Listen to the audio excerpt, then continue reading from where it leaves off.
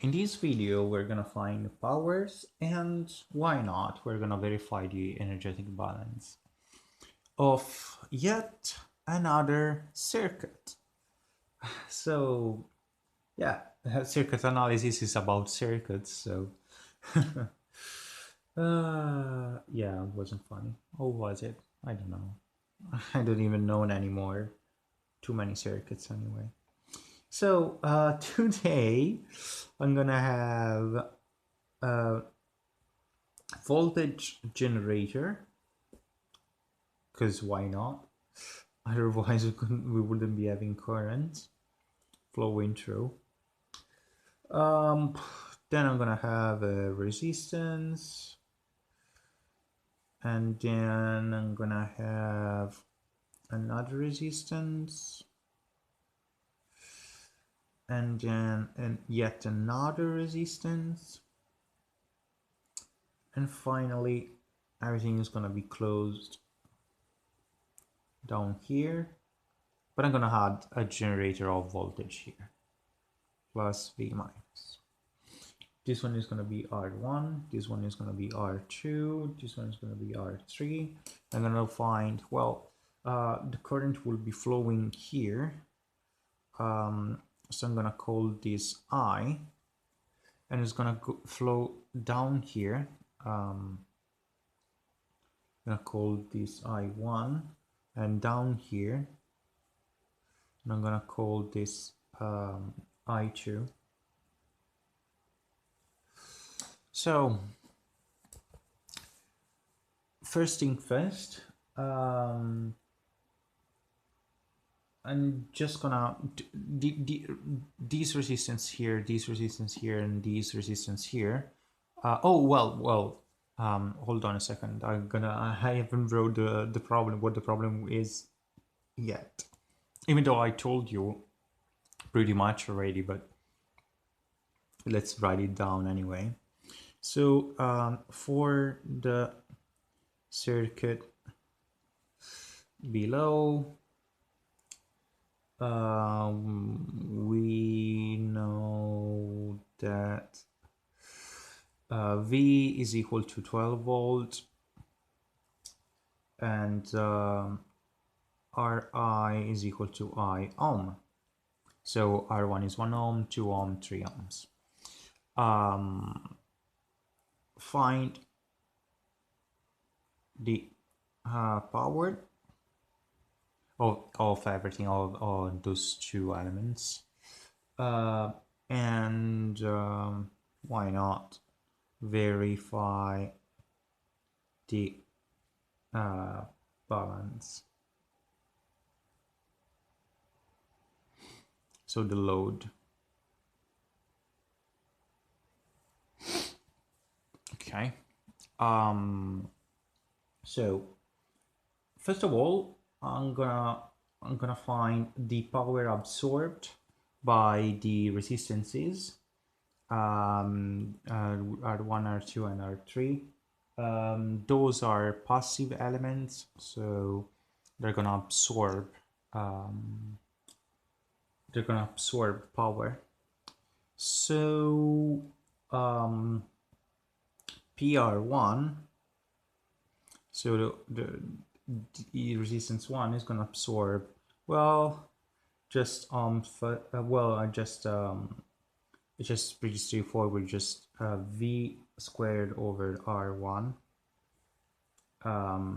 So PR1 is actually V squared, so 12 volt. Let me just, yeah, I should really always write it. This is 1 ohm, 2 ohm, 3 ohm. Okay, so V squared over R1, so V squared is 12 squared over R1 is 1, so just 12 squared. So 12 squared is 144 watts. Then we have PR2. So PR2 will be V squared over R2. So PR2 is 12 squared over 2. So we know that 12 squared is 144. Divided by 2 is 72 watts. And then PR3, well, PR3, the power of the resistance 3 is just 0. So the power absorbed, yeah, should we write ABS? And I'm just gonna say P, well, PABS does, you can't really watch PABS. I'm just gonna say PA, okay? It stands for absorbed, okay? Because ABS is like, yeah, no, it's like no. It's like a no for a variable for me, ABS, as a name for a variable, or something. Anyway, PA that's gonna be given by PR1 plus PR2. Well, actually plus PR3, but it's 0, so not even gonna write it. So PA is just 144 plus 72. So PA is 216 watts. So the power absorbed is 260 watts. Now, we kind of expect that the power generator is going to be 216 watts as well, but let's verify it.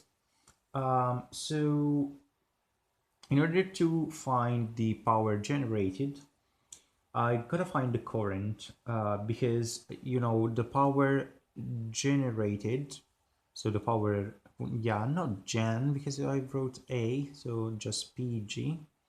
So the power generated will be V times I. And although we know V, which is 12 volts, we don't know I. So this one here, this guy here. Which basically means that we gotta find I1 and I2 first.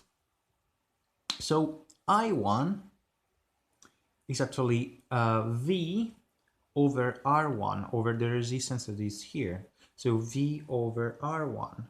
So I1 is just 12 over 1, so 12 amperes.